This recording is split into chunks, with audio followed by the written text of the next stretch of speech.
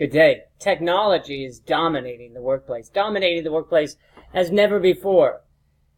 What used to take many years for a new invention to occur now takes a matter of weeks, if not months. For instance, I talk about how writing was invented 3200 BC. It took 1600 years before the alphabet was created. 1600 years from writing to the creation of the alphabet.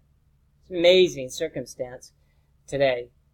What happens today and the innovative type of achievements are often surpassed within just a mere weeks or months by somebody who does it better, faster, cheaper. It happens not only in the workplace, but also in the classroom. That's why we need to be at the forefront of technology, which is really science and an imagination. But we also have to make sure that once we do create this new and innovative type of approach within the classroom, that we first start modifying it.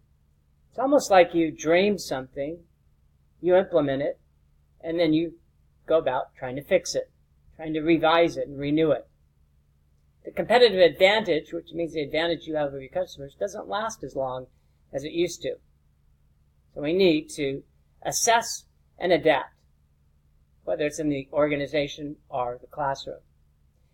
Part of that adaptation that we have in the classroom today is to create an environment where, no matter what information we have to convey, there's numerous avenues of which we can convey it. It means that not only can we convey it in the written format, but we're also looking at conveying it in audio, video, any other types of information that we have that can relate to a